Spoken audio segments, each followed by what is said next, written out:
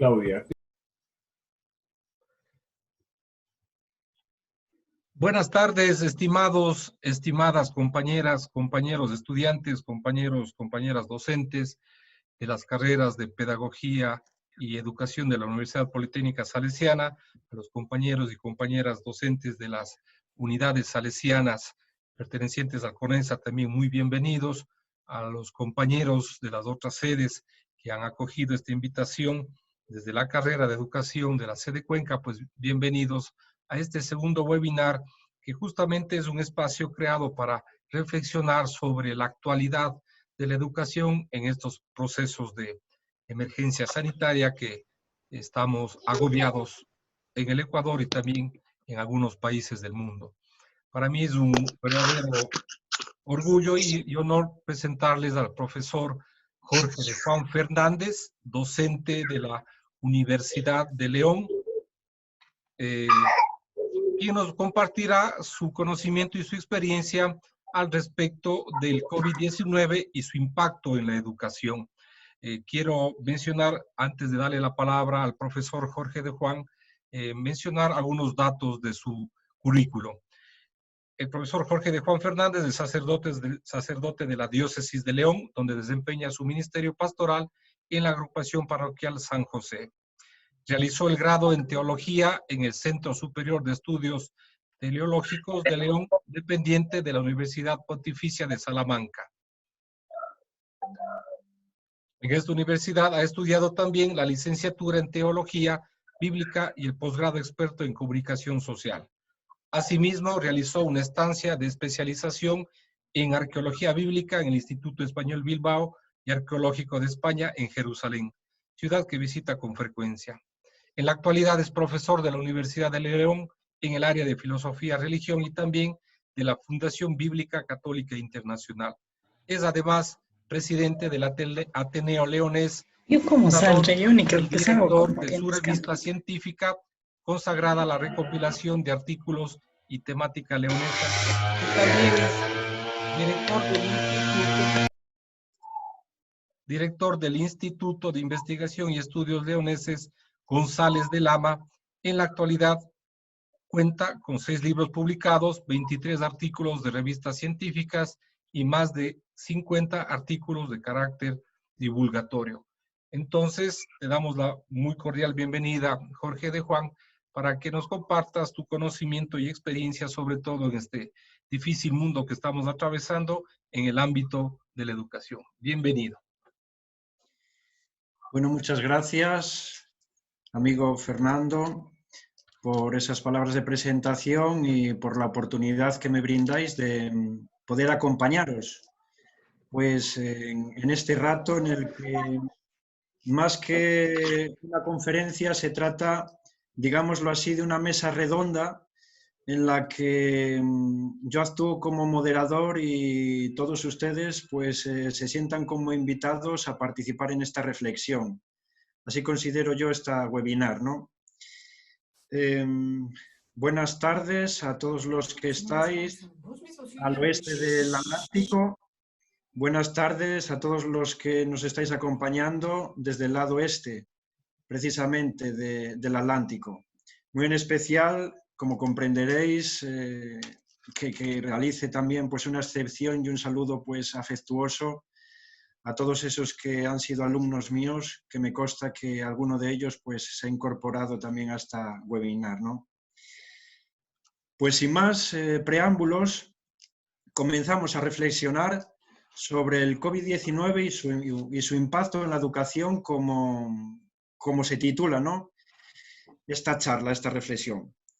Y comienzo diciendo que de la misma forma que nosotros cuando partimos una fruta por la mitad, puede que nos encontremos con partes sanas y con partes enfermas. Y en alguna ocasión incluso podemos llevarnos una sorpresa de tener hasta un pequeño bicho, ¿no? Un pequeño gusano que estorba en medio de esa fruta y que nos impide pues, comerla y saborearla. La llegada inesperada del coronavirus ha supuesto también una disección en medio de la educación, lo cual nos ha proporcionado la oportunidad de ver qué partes de la educación están sanas y funcionan bien, qué partes están enfermas y por lo tanto necesitan urgentemente ser cambiadas y qué partes también se encuentran en un estado intermedio y nos obligan a modificar algunos aspectos que nosotros estamos realizando de forma habitual, pero que a la larga pueden convertirse en dañinos para la educación. Esta charla, esta webinar, se estructura en 6 puntos. En primer lugar, vamos a hablar sobre la llegada imprevista del coronavirus. En un segundo momento, vamos a considerar la educación como motivación u obligación. En un tercer punto, vamos a reflexionar brevemente sobre el trabajo cooperativo y su importancia en la educación y sus carencias también, pues a raíz de esta situación pandémica que estamos atravesando. En un cuarto momento vamos a hablar sobre el aumento de la brecha digital a raíz de la llegada del COVID-19. En un quinto momento nos vamos a fijar en los acnés como el eslabón más vulnerable de esta pandemia en medio de la educación. Y en un sexto momento, pues vamos a fijarnos, vamos a detener nuestra mirada en la evaluación. ¿Cómo estamos evaluando y si hay algunos aspectos que han de ser cambiados? Sin más, nos adelantamos y nos adentramos ya pues a reflexionar en este primer punto, la llegada imprevista del coronavirus. Simplemente quiero que este primer punto sea pues una especie de marco de esta reflexión. No voy a decir nada prácticamente nuevo porque estamos ya quizás hasta excesivamente bombardeados de información durante todo este periodo. Ahora quizás hasta nos hemos relajado un poco más, pero son datos que nos resultan a todos conocidos. En primer lugar, tenemos que decir que a día de hoy todavía no se conoce realmente el origen de este brote, ¿no?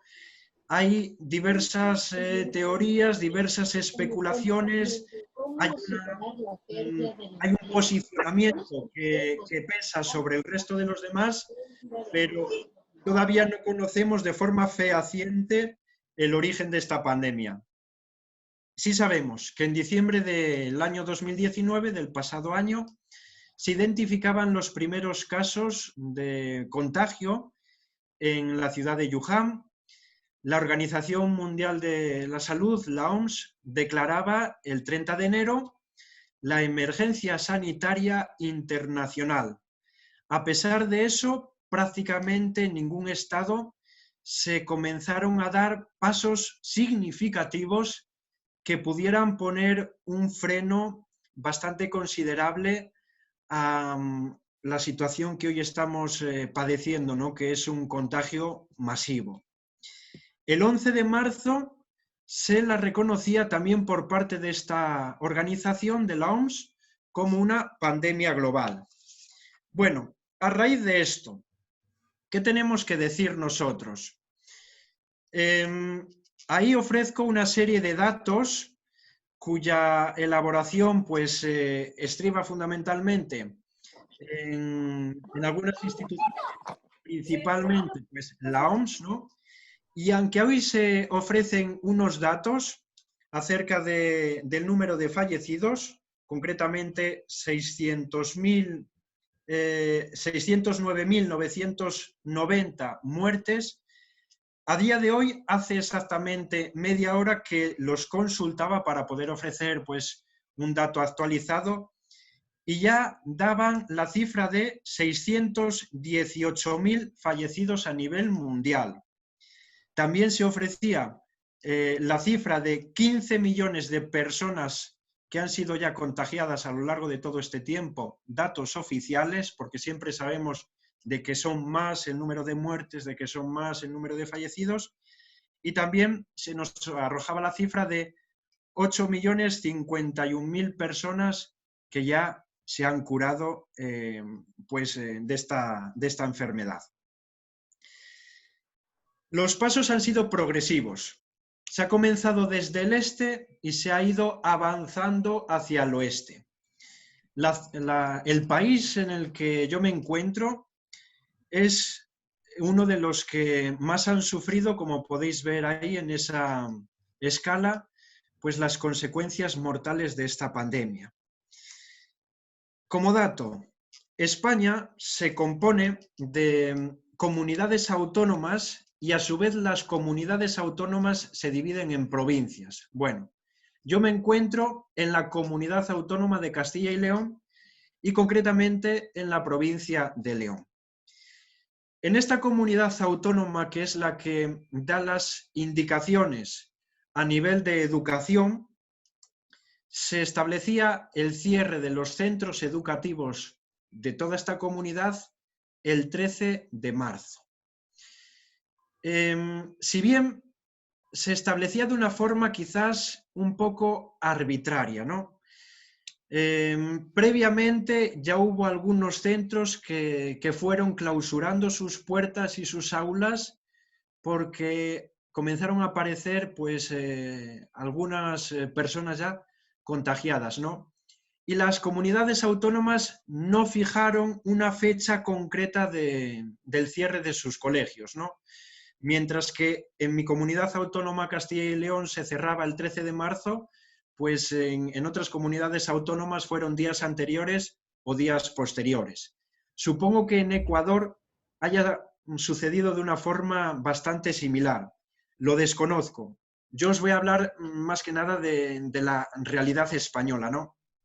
Vosotros habéis tenido, digámoslo así, la ventaja de haber podido mirar de reojo al resto de los países que se encuentran a vuestro este y que hemos padecido pues, las consecuencias de esta pandemia de una forma anterior a todos los ecuatorianos.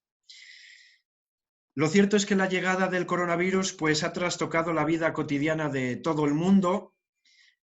Esta crisis sanitaria pues, no encuentra precedentes en la historia, más que nada porque adquiere pues, un carácter mundial debido de una forma fundamental pues, a la facilidad que los transportes a día de hoy pues, nos permiten estar de pronto en una parte del mundo y al día siguiente pues, en la otra, lo cual conlleva también pues, un peligro serio pues, a la hora de expandir un virus como el que actualmente pues, nos tiene paralizados, ¿no? Establecido este marco, pues nos adentramos ya en el segundo de los puntos y vamos a hablar de la educación como motivación u obligación. Tenemos que decir que el progreso de los individuos y de las naciones pasa fundamentalmente por la educación, ya que nos humaniza, nos civiliza y nos inserta en medio de una cultura. Esto ha conllevado que a la larga la educación obligatoria se haya convertido en algo natural de las naciones. Es más, algunos autores lo consideran ya, la educación obligatoria, como un rasgo antropológico, ¿no?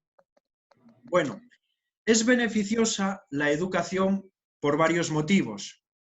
Protege los derechos de la infancia, favorece el desarrollo de las personas, prepara para una incorporación posterior en el mundo laboral, promueve la igualdad de oportunidades.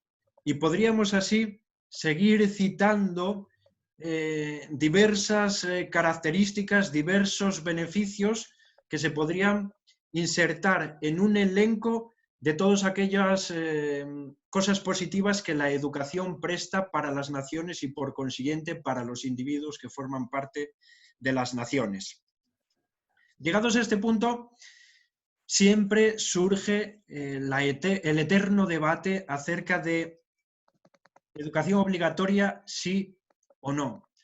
Un debate que aún permanece abierto en muchas naciones y que es bueno que siga abierto porque eso supone pues la reflexión y la incorporación de nuevos puntos de vista por parte de académicos, de personas, de familias y de alumnos, ¿no? De los principales afectados o beneficiados por parte de una educación obligatoria. Sí tenemos que decir que hay que diferenciar educación obligatoria de escolarización obligatoria. Es un punto que hay que tener en cuenta. La escolarización obligatoria forma parte de esa educación institucionalizada por parte de un país, por parte de una nación que regula cómo ha de ser, ¿no? La educación obligatoria es mucho más amplia. Puede incluir la escolarización obligatoria o no. Estamos hablando de un concepto, repito, más amplio.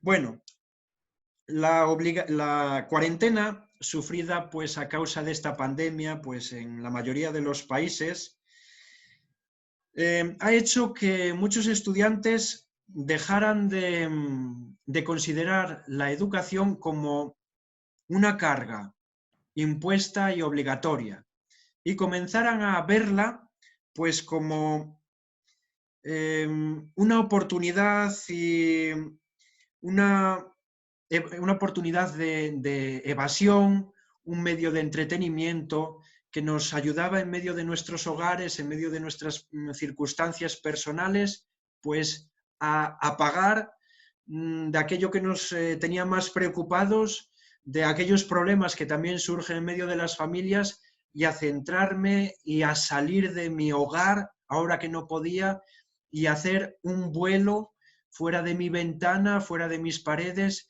y centrar toda mi atención en algo que me va a aportar a la larga un beneficio.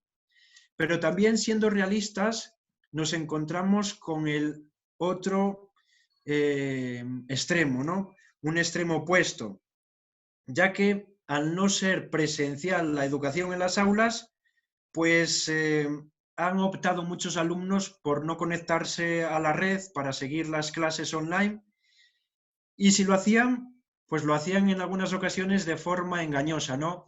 Dejaban pues la computadora, el ordenador encendido, se marchaban a realizar otro tipo de actividades y así pues el profesor, el docente que se encuentra al otro lado de la cámara pensaba que su alumno estaba conectado, ¿no? A mí siempre me gusta jugar cuando doy clases con la etimología de las palabras. Y motivación viene del verbo latín movere, que significa pues mover, poner en movimiento, estar listo para la acción. De esta forma podríamos entender la educación como la fuerza que activa y que dirige el comportamiento que lo lleva pues hacia toda tendencia de supervivencia. Y encontramos dos tipos de motivaciones: la motivación intrínseca y la motivación extrínseca. La motivación intrínseca, ¿qué es? Pues son las actividades que realizan los propios individuos y que se convierte esa propia actividad en su beneficio propio, en su propia recompensa. Por ejemplo, un alumno dentro de la educación disfruta enormemente de una materia y el tener más conocimientos acerca de ese aspecto se convierte para él pues en su propio beneficio, en su propia recompensa. Por el contrario, la motivación extrínseca. ¿A qué nos referimos con ello? Pues la búsqueda fuera del propio alumno, fuera del propio entorno, de una recompensa. Así, por ejemplo, en la educación, ¿qué sería una motivación extrínseca? Pues una nota, una calificación. ¿Qué sería una motivación extrínseca? Pues el hecho de una promesa que le han hecho en su casa. Yo te voy a comprar un móvil mejor, yo te voy a comprar una bicicleta si apruebas todas estas asignaturas. Bueno, dentro de la educación, la motivación debería ser fundamentalmente intrínseca. El alumno, el estudiante, debería pues sentirse a gusto y con todo aquello que está estudiando y perseguir el alcance de mayores conocimientos. Lo que sí, sea extrínseca, sea intrínseca, la motivación es un ingrediente fundamental de la educación. Bueno, dice a este respecto Salazar: el gusto o preferencia particular, el entusiasmo del profesor, el clima que reina en la clase, las buenas relaciones entre los miembros, alumnos y profesores, o entre los mismos alumnos, el gusto por acudir a la clase, entre otros, son ejemplo de este tipo de motivación. Igualmente, unos estudiantes también pueden influir en otros, positiva o negativamente. El saber relacionar lo que se enseña con el mundo real, los hechos y experiencias del alumno, el reconocimiento del esfuerzo que desarrollan los alumnos, evitando la censura o animando a la superación, son factores determinantes para la motivación. Llegados a este punto tenemos que decir, la educación, por una parte, volvemos hacia atrás. En este tiempo de confinamiento se ha convertido en motivación para algunos porque ha supuesto el salir de nuestro propio ámbito, pero en otros casos se ha convertido en todo lo opuesto. Tenemos que reflexionar los profesores sobre ello. Nunca puede faltar la motivación en la docencia. Seguimos avanzando. Tercer punto, el trabajo cooperativo. ¿Qué es el trabajo cooperativo? Vamos a comenzar con una definición tomada de Melero y Fernández. El trabajo cooperativo se puede entender como un amplio y heterogéneo conjunto de métodos de instrucción estructurados, en los que los estudiantes trabajan juntos, en grupos o equipos, ayudándose mutuamente en tareas generalmente de tipo de corte académico. Bueno, ¿cuáles son las principales características del trabajo cooperativo? Pues en primer lugar, los alumnos trabajan juntos, en equipo, cooperan para lograr objetivos comunes. En segundo lugar, los componentes del grupo son indispensables, algo que no sucede en el trabajo colaborativo, diferente del trabajo cooperativo. Trabajo colaborativo, unos alumnos frente a otros pueden faltar. En el trabajo cooperativo son indispensables cada uno de ellos, de la misma forma que las letras a la máquina de escribir o al teclado de un ordenador. Los estudiantes son los que deciden sobre su propio aprendizaje, optando por una serie de contenidos, rechazando otros, poniendo énfasis en una serie de determinados aspectos y dejando a un lado otros, dando prioridad a un tipo de metodología y apartando a una forma secundaria otro tipo de metodologías, ¿no? Y en este caso, el docente orienta el trabajo, simplemente es un guía.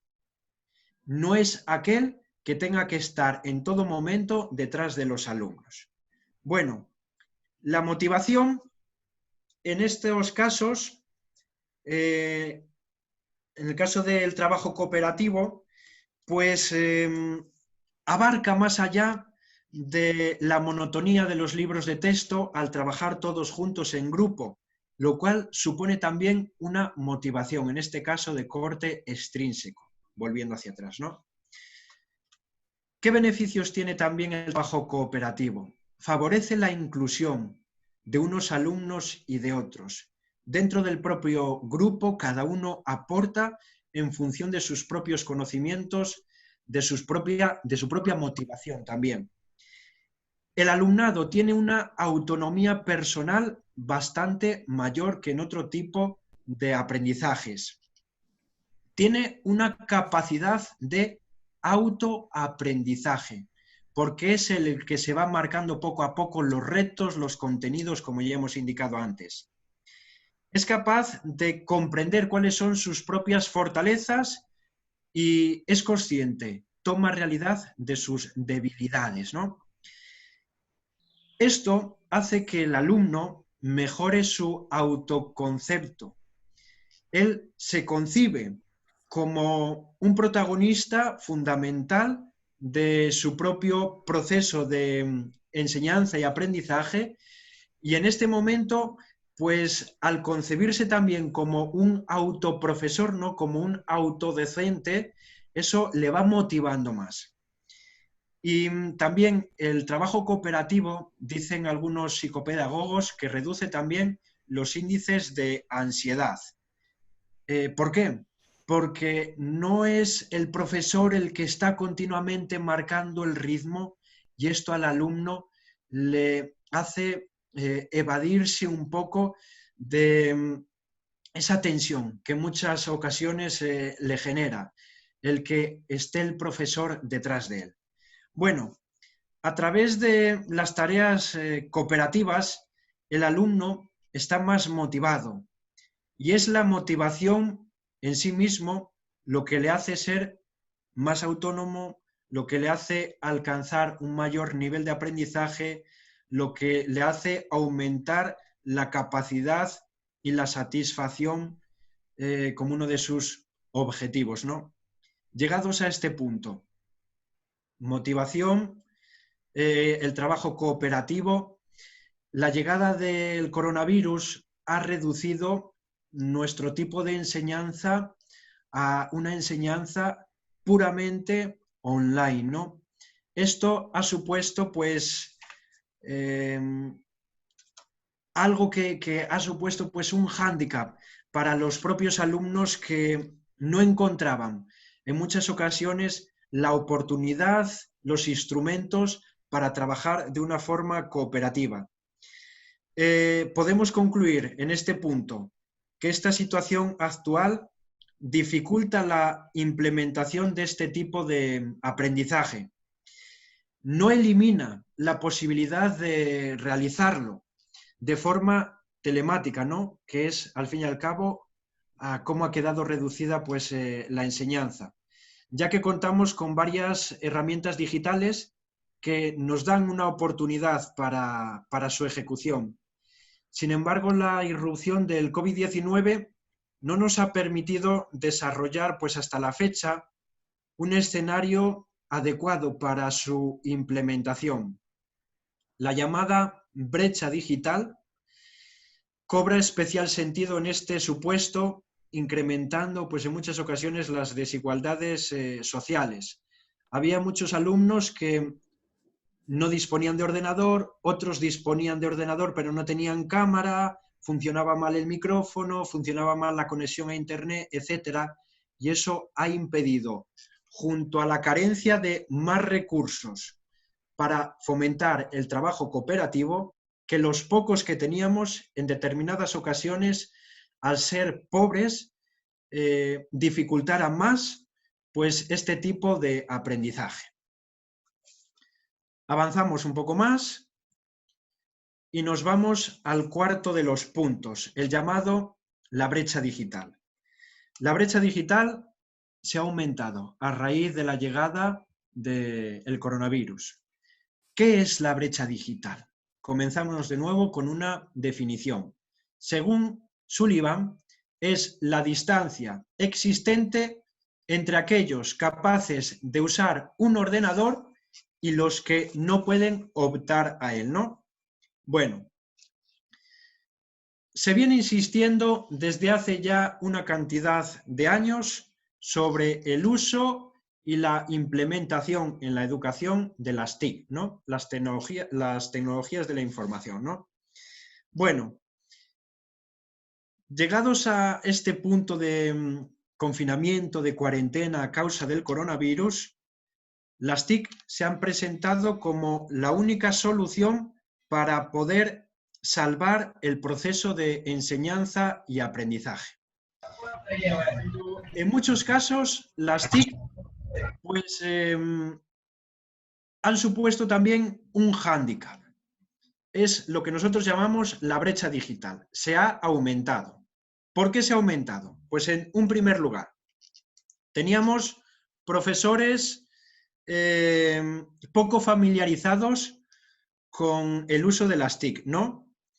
Esto es algo que no nos resulta completamente novedoso, que haya docentes que les cuesta el uso de las TIC. En muchas ocasiones, previa situación a la llegada del coronavirus, el uso de las TIC en nuestras aulas, aquellos que somos profesores, tenemos que hacer un ejercicio de autocrítica y tenemos que decir, en muchas ocasiones eran inexistentes. En otras ocasiones sí, se estaban utilizando.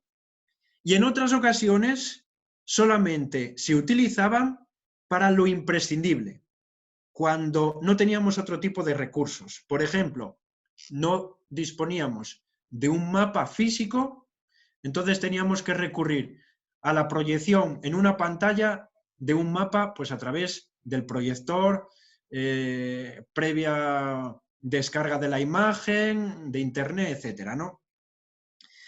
Esto en contraposición a la mayor capacitación que cada vez van teniendo los alumnos en el uso de las tecnologías. En muchas ocasiones, esta brecha digital se ha producido de una forma considerable entre los alumnos y entre los profesores. En un segundo momento, tenemos que decir también que la brecha digital se ha aumentado por la no disponibilidad de un ordenador u de otro medio que nos permitiera un acceso a Internet. Y en un tercer momento tenemos que hablar de una dificultad, un aumento de la brecha digital, pues a causa del entorno geográfico. ¿Por qué? Porque supone en muchas ocasiones el lugar donde vives, el no poder acceder a una conexión buena a Internet, y esto pues suponía que a la larga se pudiera entrar en contadas ocasiones, que las clases que se tenían que seguir online se interrumpían de forma continua, que a la hora de descargar un vídeo se tardara una cantidad ingente de tiempo, etc. Yo tengo ahí esto resumido en este cuadro, ¿no? Las causas de la brecha digital son las infraestructuras, las habilidades por parte de los docentes o de los alumnos, más por parte de los docentes que de los alumnos, y la accesibilidad. Y por otra parte, pues están relacionadas todas estas causas con el nivel socioeconómico de las familias, con el área geográfica, con los servicios públicos que en muchas ocasiones se prestan acerca de si hay red wifi, si no la hay, si hay 3G, si hay fibra, si no la hay, si todavía viene internet por cable, por ADSL, etc. Y también a causa de la edad. Tenemos en algunas ocasiones profesores de una avanzada edad que no están para nada familiarizados con el uso de las TIC, y también en el ámbito universitario también encontramos a veces alumnos, ¿no? Entonces tenemos que hablar hoy de inclusión digital y de exclusión digital. Inclusión digital es aquella situación en la que la sociedad ya está incorporada y adaptada a las nuevas tecnologías. Por contra, la exclusión digital se concentra normalmente en los países en los que existen serias dificultades para acceder al uso de las TIC en la educación o en otros ámbitos, ¿no? Yo hablo aquí de algunos datos tomados del Instituto de Estadística de la UNESCO y de la Unión Internacional de Telecomunicaciones. Y digo, entre marzo y abril, los peores meses para la cuarentena, por lo menos aquí en Europa, se decía, según esta fuente, ¿no?, que el 73,8% de la población estudiantil mundial se vio afectada por el cierre de los colegios, lo cual implica que 1.292 millones de estudiantes de 186 países no podían acceder presencialmente a la educación. Casi nada. De todos ellos, ojo a este dato, el 50% no tenían un ordenador y el 43% no tenían internet en su casa. si nos vamos a algunos continentes, por ejemplo, si nos vamos a la África subsahariana, encontramos estas cifras de una forma escandalosa, me atrevería a decir. El 89% no tenía acceso a un ordenador y el 82% no tenía acceso a Internet. Pero yo digo, a mí, que vivo en España, no me hace falta irme tan lejos. Tengo datos aquí. Estos son datos del pasado año, del año 2019, del Instituto Nacional de Estadística, según los cuales un 6,5% de los hogares donde viven menores de 16 años carecen de un ordenador o de acceso a Internet. En España, que es un país desarrollado. Esto son datos que realmente suponen un hándicap bastante considerable para el avance de la educación y para el seguimiento de una educación más o menos decente, ¿no? En algunas ocasiones esto tenemos que relacionarlo también con el tipo de ingresos económicos que tienen las familias. Según la misma fuente, aquellas familias que cobran 900 euros netos al mes o menos, de entre ellas el 9,2% de los hogares, el 9,2%, perdón, que supone 100.000 hogares, no tiene acceso a Internet. Aquellos que cobran 3.000 euros al mes, de entre ellos el 0,4% de los hogares del conjunto de España no tiene acceso a Internet. Como vemos, es algo lógico. Los ingresos económicos están muy en relación con el aumento de la brecha digital que a raíz de la pandemia, donde la educación se ha reducido pues a un tipo online, ¿no? Viral, por decirlo de alguna forma, para muchos alumnos que no tenían acceso a Internet, no han tenido tampoco, por consiguiente, acceso a la educación. Lo cual, al inicio del próximo curso, va a suponer también unas desigualdades tremendas.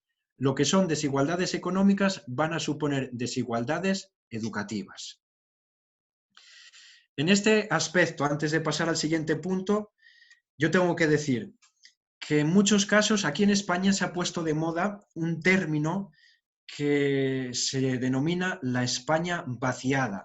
¿A qué se está refiriendo con ello? Son todas esas poblaciones pequeñas que se van quedando sin habitantes, se van quedando despobladas, porque las personas viajan a las capitales donde comienzan a residir, ¿no? Entonces, lo que en otro tiempo fueron núcleos más o menos poblados de personas, ahora se convierten en núcleos despoblados de habitantes.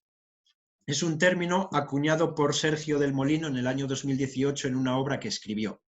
Pues yo digo, la España vaciada se ha convertido también a día de hoy en la España desconectada.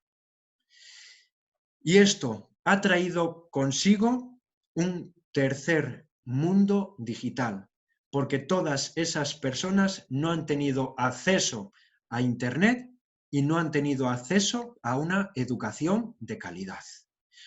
O ya no a una educación de calidad, sencillamente a una educación. Algo tan básico como ello. Los AGNES como el eslabón más débil de esta pandemia. Bueno, ¿qué tenemos que decir sobre los AGNES? Históricamente, el alumnado con necesidades educativas especiales siempre ha sido la parte más olvidada y vulnerable del sistema educativo. Tanto es así que durante los siglos XVIII y XIX, las personas que tenían alguna discapacidad física eran considerados como trastornados, ¿no? Que acababan siendo, pues, internados en muchas ocasiones en centros especializados, en el mejor de los casos, para este tipo de dificultades que ellos carecían, ¿no? No es hasta el siglo XX cuando se les empieza a visibilizar. Un momento clave lo tenemos en el año 1981, cuando se redactó y publicó el informe Warnock, ¿no? Su gran aportación a este hecho parece algo de perogrullo, pero no, lo es algo importante. Se dejó de hablar de estos niños como niños deficientes, para decir que debían de recibir una educación especial en centros pues diseñados de una forma para ellos, ¿no? En los que se les pudiera atender de una forma individualizada. Bueno, es cuando se comienza a hablar de las necesidades educativas especiales. Llegados a este punto, tenemos que hacer una diferencia, ¿no?, entre los acneae y los acne. Los acneae son las siglas de alumnado con necesidad específica de apoyo educativo. Y dentro de ellos se encuentran los acne, que son aquellos que requieren, por un periodo de su escolarización o a lo largo de toda ella, pues determinados apoyos y atenciones educativas específicos, derivados pues de algunas discapacidades o de trastornos graves de su conducta. Y ahí pongo en la pantalla, lo estáis pudiendo ver, pues alguna de estas discapacidades, como es la auditiva, como es la visual, la física, la intelectual, la pluridiscapacidad, trastorno grave de conducta, etc.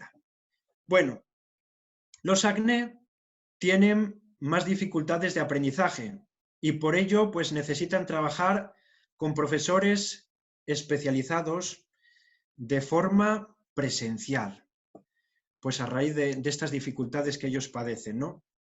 Muchas de las dificultades de estos docentes no son realizables de forma telemática y el niño no las puede recibir pues a través de los medios electrónicos ni se puede beneficiar de ellas. Esto lo podemos ver, por ejemplo, con la imposibilidad de realizar pues, una evaluación diaria del alumno, en diseñar y poner en práctica las adaptaciones curriculares específicas para cada contenido, en hacer seguimientos y llevar un registro de la evolución del niño, etc. Entonces, el hecho de haber padecido, de haber reducido, porque no nos quedaba otro remedio, la educación a una vía telemática, pues ha supuesto un problema, ¿no? Ha supuesto un problema, como ya hemos hecho alusión, pues una adaptación curricular individualizada. Estas tienen especial importancia pues en los acné porque tenemos que fijarnos en las necesidades específicas que tiene ese alumno individual para adaptarnos de una forma individualizada, personalizada para ese alumno. También lo hemos visto en la dificultad que han tenido los padres para ejercer estrategias didácticas que favorezcan los procesos de aprendizaje, al igual que un seguimiento en medio de estas dificultades, ¿no? Los padres, pues en la mayoría de las ocasiones, no están dotados, al igual que otros muchos docentes dentro de los centros, de una preparación específica para poder seguir a estos niños, y esto pues ha supuesto un empobrecimiento en la educación de este tipo de alumnado. ¿Qué más decir? La carencia de recursos materiales. Esto ha sido también uno de los graves problemas. Este tipo de materiales pues, nos permite acercar la realidad del contenido que deseamos impartir al alumno con este tipo de necesidades. Y es importante porque les ayuda a proporcionar pues, una representación tangible de las explicaciones que les estamos dando de una forma oral. Por todo esto, pues se presentan como un recurso didáctico imprescindible para favorecer pues, el aprendizaje de los alumnos. El hecho de carecer de estos materiales en sus propios hogares, pues ha supuesto también un empobrecimiento del alumno que carece de lo más imprescindible para poder seguir avanzando en medio de su conocimiento. Bueno, tipo de evaluación. La evaluación, digo aquí, es el proceso que nos permite comprobar el grado de adquisición de las competencias de nuestro alumnado y el grado de consecución de los objetivos propuestos al inicio del proceso educativo. Llegados a este punto, tenemos que decir que la situación actual de la pandemia nos plantea la cuestión de cómo poder evaluar a nuestros alumnos de forma telemática, ¿no? Y vemos que este escenario pues, nos obliga a comprobar el grado de adquisición de competencias de una forma diferente, porque nuestra educación pues, está diseñada fundamentalmente, en nuestra evaluación está diseñada para una educación presencial, ¿no? Si el sistema educativo se plantease impartir una educación online o presencial, esto nos obligaría a realizar otro tipo de evaluación. Bueno, pues yo aquí pongo algunos de los estándares de aprendizaje de la comunidad autónoma en la que yo me encuentro, que se han visto gravemente perjudicados a raíz del tipo de evaluación que nosotros nos hemos visto obligados a realizar a través de la pandemia, ¿no? ¿Cómo evaluamos la actitud de confianza en sí mismo del alumno, su sentido crítico, la iniciativa personal, la curiosidad, el interés, la creatividad en el aprendizaje, el espíritu emprendedor, una actitud de aceptación y respeto hacia las diferencias individuales? ¿Cómo lo evalúo si no he tenido ese trato individualizado, personal con el alumno en el aula, si no se ha dado pues, el trabajo cooperativo y otro tipo de aprendizajes a los que nosotros ya hemos hecho alusión? Esto nos obliga a replantearnos el tipo de evaluación que en muchas ocasiones tenemos, que es el tradicional. Tenemos que tener mucho cuidado con este tipo de evaluación, porque en ocasiones es muy subjetivo el poner sencillamente una nota al final del curso con el alumno. Cuando nosotros reducimos toda nuestra enseñanza a un examen, en muchas ocasiones estamos evaluando la memoria y no estamos evaluando si ese alumno ha desarrollado un proceso en el que ha ido adquiriendo competencias y se ha ido esforzando poco a poco. Desde un principio hasta el final, el alumno ha tenido que demostrar que ha ido adquiriendo de forma paulatina este tipo de aprendizaje de competencias. Si yo lo reduzco a un examen, estoy corriendo el riesgo de cometer una injusticia en primer lugar con el alumno, en segundo lugar con el resto de la clase y en tercer lugar con el sistema educativo y con la sociedad a la que el día de mañana se va a incorporar pues, en el mundo laboral. Nada más. Finalizo ya me he alargado excesivamente en el tiempo. Os dejo ahora, pues, de forma rápida, tiempo para que vosotros me podáis realizar el tipo de preguntas que consideréis, pues, a raíz de esta charla o a raíz de cómo hemos vivido, pues, en España, o yo personalmente en la docencia, pues, el confinamiento o cualquier otro tipo de cuestiones que os surjan. Muchas gracias, Jorge de Juan, por tu magnífica intervención. La ilustración con datos, con autores ha sido muy elocuente y felicitamos una vez más tu disposición. Hay que recordar a la gente que te está escuchando, que ya te escuchó, pues en España ya están cerca a las 11 de la noche, ¿no? Y es por eso que hicimos un curso a esta hora. Agradezco pues nuevamente tu participación y este momento abrimos el debate para que los participantes a este evento pues puedan realizar sus consultas al profesor Jorge de Juan Fernández. Jorge, solamente te pediría que dejes de compartir ya la presentación para podernos ver todos en la pantalla. Perfecto. Ok, ahí estamos. Muy bien, muchas gracias. Entonces, queda abierta la posibilidad de realizar alguna reflexión o alguna pregunta al profesor Jorge de Juan Fernández al respecto de lo que él nos ha manifestado. Yo muy brevemente quiero mencionar que hay mucha similitud. El ámbito de la tecnología, la virtualización homogeniza los procesos educativos y las falencias que se pueden tener en la África subsahariana, como tú decías, pues también se lo puede encontrar en países del primer mundo. Obviamente en contextos históricos, sociales, económicos y tecnológicos muy particulares, pero ahora la educación está en esa emergencia en la cual, como tú decías en tu intervención, no estuvimos adecuadamente preparados. Es un proceso emergente que hemos venido desarrollando, nos hemos ido acomodando a la circunstancia real de nuestras instituciones, de nuestros estudiantes, del ámbito socioeconómico de sus padres y madres de familia, del país en sí. El Ecuador, pues todos sabemos, sí, que estamos en un proceso grave de crisis social y sobre todo económica que poco a poco se va acentuando y mucho más con esta pandemia que nos obliga a estar confinados en nuestros hogares y también ya comienza un proceso de cansancio, como es lógico en todos los seres humanos, mucho más en niños y adolescentes, ¿no? Ahora el cerebro como que comienza a acordarse de que es época de las vacaciones, pero por el confinamiento y por el peligro del contagio, todavía seguimos confinados en los hogares. Es una situación sui generis que se da en todo el mundo y esto quedará para la historia, marcada en la vida de sobre todo de los niños y de los jóvenes.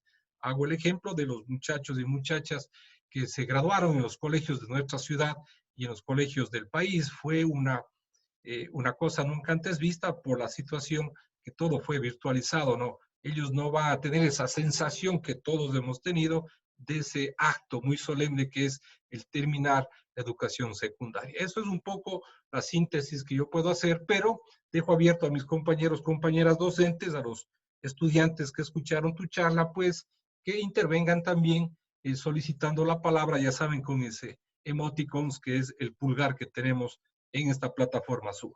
Queda abierto entonces el debate y las consultas y la reflexión para el profesor Jorge de Juan Fernández.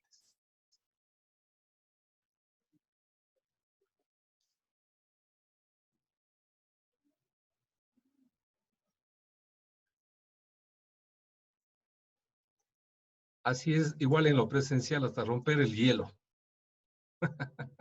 Eso es lo que no se ha logrado en el sistema presencial y virtual. Todavía hay ese medio escénico. Pero bueno, estamos en un ámbito de confianza que podemos expresar nuestras ideas y alguna inquietud que quieran que solvente Jorge de Juan. Gracias. Muy bien, Elizabeth. Vamos, Elizabeth. Hola, ¿cómo va? Yo solo contar un poquito de la experiencia vivida desde casa, más bien, ¿no? Con mi hija de 7 años que se hartó, se cansó de las clases virtuales, que ya no quiso saber nada y en realidad no le presioné a seguir porque era ya una tortura y una pelea todo el tiempo, ¿no? Sin embargo, ahora que está de vacaciones, que ya entregó el famoso portafolio y ya acabó su cuarto de básica, está más dedicada a leer, está más dedicada a hacer actividades de ortografía, que antes cuando sentía esa presión, ¿no? Ella extraña mucho su escuela, sin embargo, la metodología esta de tratar de llevar el aula al computador le cansó mucho, ¿no? Entonces, ¿cómo generar estas estrategias para que los guaguas no se estresen, no se cansen? Y nosotros como familia también apoyar la labor docente, que es sumamente compleja, sobre todo en los guaguas, ¿no? Que es quienes están realmente sufriendo estas circunstancias de la educación virtual. Eso quería compartirles, ¿no? El gusto de que los enanos sí se sienten motivados para aprender. Sin embargo, las estrategias tal vez son las que no están siendo las óptimas para trabajar esta formación obligada, como decía Jorge. Gracias. Vale. Bueno, yo te podría dar dos comentarios al respecto, ¿no? En primer lugar, yo creo que esta situación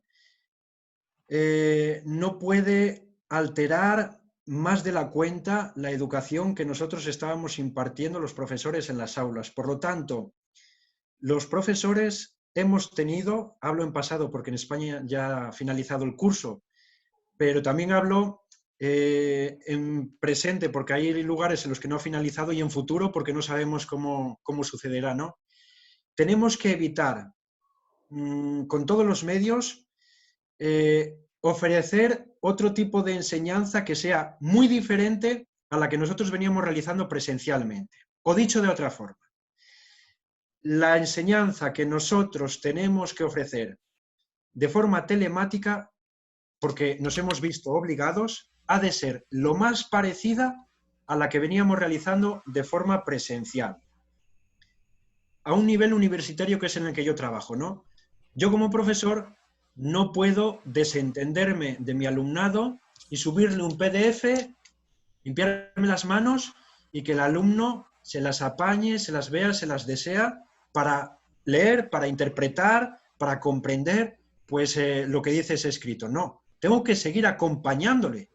El profesor es un acompañante, es un guía en medio de ese trabajo, ¿no? Esto por una parte. Por otra, a un nivel más inferior, ¿no? De una, a nivel pues, de primaria, de infantil, como nosotros llamamos en España, de una educación más básica, como vosotros llamáis ahí, ¿no? Quizás habría que haberse planteado también otro tipo de seguimiento. Si se ofrecían, porque me consta que no todos los días se ofrecían las clases al alumnado, ¿no?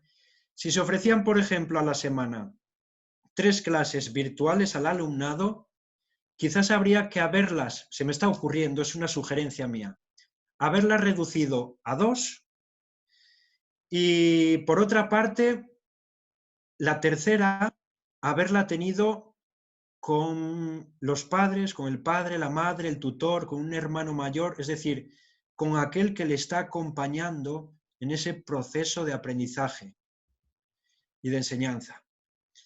Porque a veces los padres se esfuerzan, pero no están lo suficientemente capacitados, y es algo lógico y es comprensible. Entonces, dotar el profesor, que se supone que él sí tiene herramientas, dotar a los padres, a los guías de esos alumnos durante todo ese tiempo de confinamiento, de las estrategias básicas, fundamentales, para que el alumno, en este caso su hijo, su hermano pequeño, lo que sea, pueda seguir adquiriendo las competencias básicas de una forma excepcional, ¿no? Me había pedido Enrique y luego vamos con Marianita. Bueno, buenas tardes con todos. Yo tengo una inquietud. Usted habla de lo que es una brecha educativa. Tantos países, prácticamente todo el mundo han vivido y han sufrido en el sistema educativo. ¿Cuándo usted cree que esta brecha de la educación pueda cambiar, pueda llegar a todos los lugares, que el acceso a la educación, a una calidad educativa mejore? Pues en cuanto a la brecha digital, sí tengo que decir algo. Yo señalaba principalmente 3 causas, ¿no? Que decía, por una parte el profesorado, por otra parte las infraestructuras, por otra parte el área geográfica, ¿no? Bueno, en cuanto al profesorado, tengo que decir que nos hemos visto obligados de la noche a la mañana a familiarizarnos todos con las TIC. Entonces, esto ha supuesto un beneficio para la educación, porque hasta el más ignorante en temas informáticos se ha tenido que enfrentar sí o sí pues a la pantalla del ordenador, aunque sea, como decía antes, para subir un PDF. Ya no estoy diciendo hacer unas clases online, todos los días, ¿no? Sino simplemente para subirles el material al alumno. Entonces, en este sentido, vamos a estar bastante mejor de cara al futuro, por parte del alumnado. Pero por otra parte, mientras haya desigualdades económicas, va a seguir habiendo brecha digital, porque no todos van a poder acceder de forma igual a la educación. Y las desigualdades económicas, por desgracia, esto tiene visos de seguir durante mucho tiempo. Si bien es cierto que cada vez el número de familias que carecen, aunque sea de un dispositivo, como puede ser sencillamente un teléfono móvil, para poder seguir mínimamente las clases, ¿no?, de forma muy primaria, muy rudimentaria, bueno, pues esto cada vez va siendo menos común, ¿no? Cada vez los alumnos van teniendo más en sus hogares, aunque sea un dispositivo pobre para poder conectarse a Internet. De hecho, yo estoy convencido, a mí me gusta mucho el mundo de la comunicación, a lo sumo dentro de 10 años, dentro de 15, yo estoy convencido de que la televisión va a ser toda enlatada, excepto los informativos, que esos se tienen que emitir en directo cada día porque las noticias van variando, ¿no? Pero las series ya no se van a emitir en una franja horaria, sino que cada uno pues se las va a poner y se las va a ver como Netflix, ¿no? Que es una plataforma donde podemos acudir. Bueno, pues obligados por un motivo o por otro, vamos a disponer en nuestros hogares de herramientas digitales. Pero por otro, el último de los casos, la conexión a Internet, hasta que los gobiernos no se convenzan de que no tiene que haber desigualdades entre los que viven en una ciudad y los que viven en la aldea más remota, hasta que los gobiernos no se convenzan de que estas desigualdades van a traer una serie de prejuicios, de problemas, muy serios para la sociedad, porque va a fomentar que el alumno no tenga una formación con todo lo que ello acarrea, esto va a seguir existiendo. Y esto es muy grave. En todos los países, por mucho que se invierta en educación, no se invierte lo suficiente. Es una realidad. Por mucho que se invierta. Y ahora estamos enfrentándonos a una realidad que nos está poniendo cara a cara frente a nuestras propias miserias y nos está diciendo, tenemos la educación como algo secundario. En España ya llevamos bastante tiempo pudiendo salir a la calle, ¿no? De una forma más o menos natural. Bueno, pues con la mascarilla, con el hidrogel, guardando la distancia de seguridad, etc. ¿Por qué se está poniendo muchas pegas para pues abrir ludotecas, para abrir campamentos de verano en los que se les realiza un acompañamiento de enseñanza y aprendizaje con los chicos, y no se está poniendo prácticamente pegas pues a los establecimientos hosteleros, que me parece muy bien, pero ¿por qué? Porque siempre prima lo económico frente a lo educativo. O otro tipo de pregunta que yo lanzo, y que ya no lo circunscribo a la situación del coronavirus. Ahora mismo en España es verano. En verano se reducen los horarios, pues de una forma general en todo el mundo, ¿no? Los horarios laborales. En la ciudad en la que yo vivo, en León, tan solo en toda la ciudad te vas a encontrar en verano una biblioteca abierta por la tarde, de todas las que hay. Tan solo una, para todos aquellos que tengan que estudiar. Una que además no tiene prácticamente conexión a Internet, porque es muy mala. ¿Por qué se fomenta tanto la frecuencia de los bares, de las cantinas, de como se le quiera llamar, donde puedes ir a beber pues un refresco, y no se fomenta, no se invierte más en pagar personal que mantenga las bibliotecas abiertas por la tarde? Yo no estoy hablando de todas, pero sí de unas pocas más. En una ciudad como León, solamente una abre por la tarde en verano. Gracias, Jorge. Marianita. Muchas gracias, Fernando. Y primeramente quiero felicitar al expositor por la claridad de sus conceptos y por el tiempo que ha compartido con nosotros.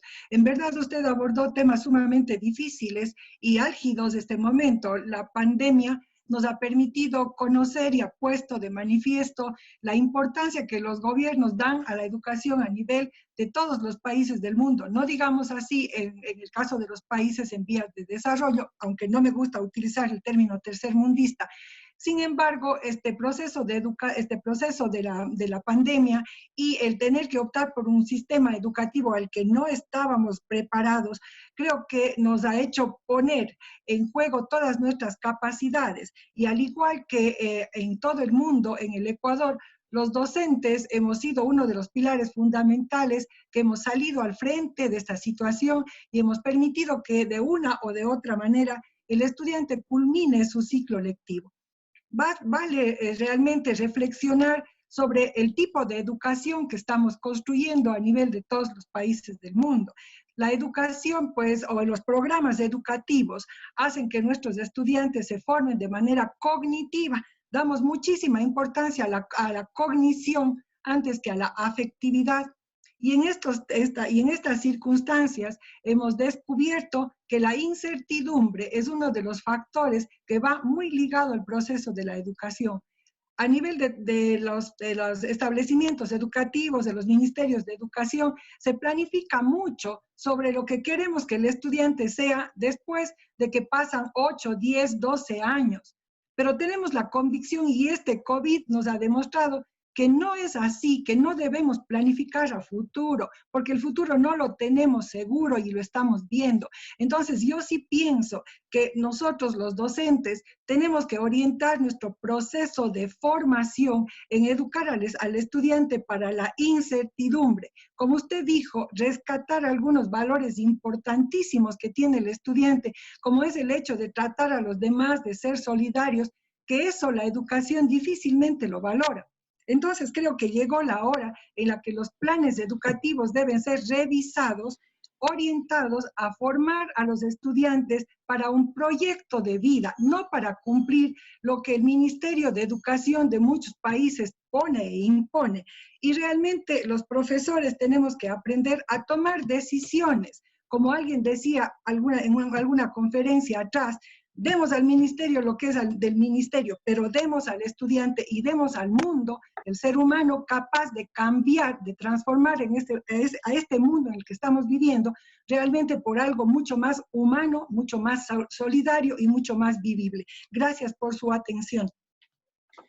Pues tengo que señalar que coincido plenamente con usted en todo lo que me dice. Es algo que además yo de hecho vengo repitiendo en mis foros. Yo soy de los que apoyan la teoría de las inteligencias múltiples de Gardner, ¿no? Dentro de la cual juega un factor importante la educación emocional. Precisamente un amigo cercano mío se vio afectado por el coronavirus.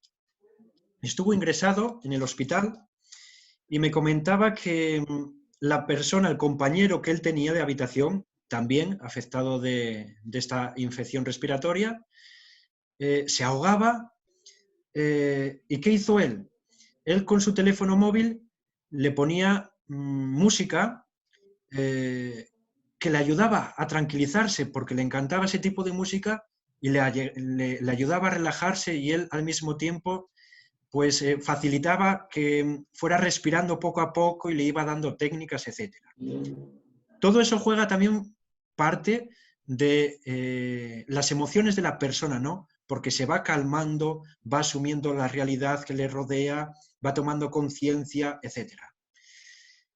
Me decía este amigo, que es psicólogo precisamente, toda su vida se ha dedicado a la docencia, y me decía: las matemáticas son importantes, la biología son importantes, evidentemente, se está persiguiendo, se está buscando bajo todos los medios el encontrar una vacuna, bendito sea Dios, ¿no?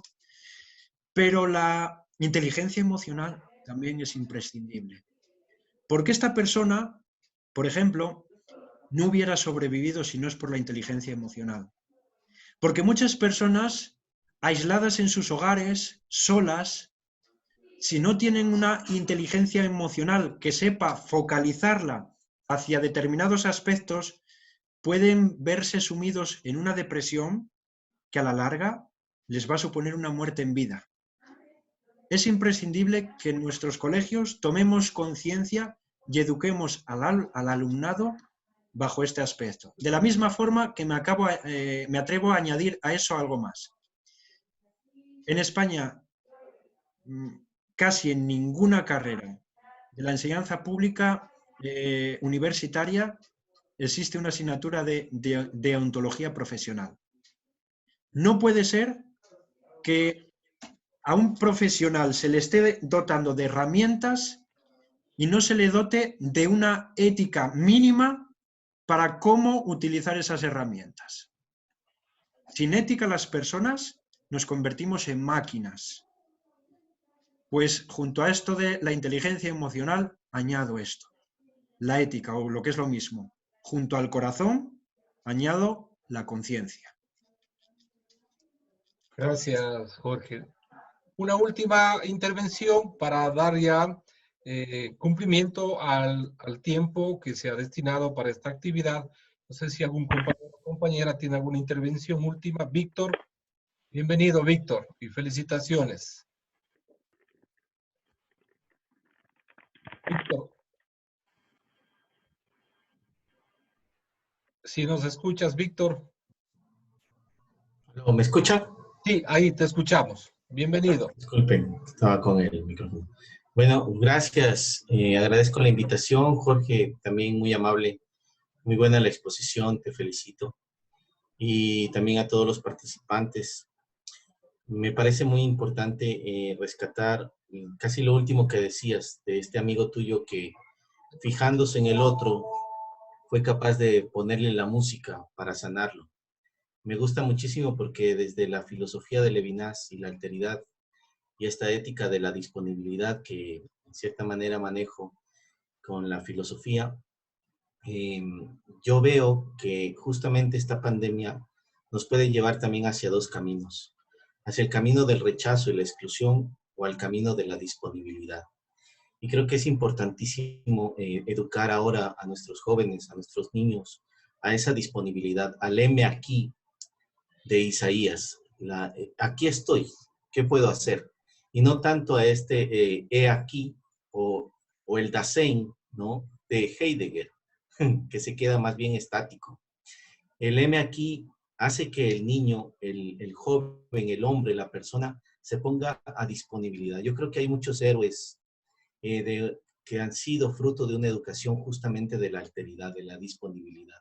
Hay gente que ha dado muchas vidas. Hoy veía yo una lista del Colegio de Médicos del Guayas. Más de 110 médicos muertos por COVID y de Machala y del Tungurahua también. Entonces han sido realmente héroes anónimos que nos dan una muestra de humanidad que va mucho más allá de lo que podemos ver en la prensa, porque realmente la prensa y los medios de comunicación que tenemos son fatalistas. Pero este hilo de esperanza que es la educación y que tiene que moverse en esa medida, ojalá se despierte esto también de mayor fuerza en la universidad con esta alteridad profunda de cuidado absoluto por el ser humano. Muy bien, lo rescataste y tú dijiste que en verdad vale más lo económico, ¿no? Y no importa cuántas vidas, al fin y al cabo el hombre ya no se vuelve ni la medida de todas las cosas, ni es el hombre más allá del hombre, como decía Pascal, sino que realmente le mide la economía. Por eso quedo muy agradecido porque ha sido muy, muy bueno y muy provechoso, Jorge, y muchísimas gracias por la invitación, Fernando, y a todos también una linda tarde. Gracias, Víctor. Sí, Jorge. Te agradezco mucho tu intervención, Víctor. Me ha encantado porque la has fundamentado además pues en mis dos campos, ¿no? Como es, bueno, pues la Biblia, como la has citado, y también pues en la filosofía, ¿no? Citando a algunos autores. Pues es verdad, tenemos que educar para el compromiso con la sociedad. Yo como docente es una de las preocupaciones que tengo y que intento fomentar pues en la medida de mi pobreza, ¿no? El intentar tomar conciencia de que nosotros formamos parte de una sociedad, ¿no? Citándote a otro filósofo, Emmanuel Mounier, él hablaba del personalismo comunitario, ¿no? Y rompía con ese individualismo feroz y ese colectivismo feroz. Somos personas con nuestros propios sentimientos, con nuestras propias capacidades, que nos encontramos insertadas en medio de una sociedad de la cual formamos parte y a la cual tenemos que contribuir. Se lo voy a aterrizar en la realidad española. Hablando de este compromiso con la sociedad, un ejercicio que yo hago con mis chicos es fomentar también, a través de la metodología, por ejemplo, aprendizaje-servicio, una ruptura intergeneracional, porque considero que las personas que son mayores que nosotros nos pueden aportar mucho de ese compromiso con la sociedad. Me entristece realmente cómo las personas mayores que aquí en España han estado luchando después de una guerra civil que hubo, han estado luchando para levantar este país y dejarnos el estado de bienestar del que nosotros estamos disfrutando, se han visto privadas, no digo ni que bien ni mal, se han visto privadas de ese estado de bienestar a la hora de poder optar a la salud, y se ha practicado un drenaje que les ha excluido de acudir a los hospitales y se han visto morir en sus casas a raíz del coronavirus. No han podido optar a un respirador y se han ahogado en sus casas a través de, pues eso, a causa del COVID-19. Por una parte, me llama la atención esto, que aquellos que nos han legado todo se han visto excluidos de aquello que ellos han construido. Por otra parte, me interroga algo. Ahora mismo en España ha comenzado a haber una serie de rebrotes.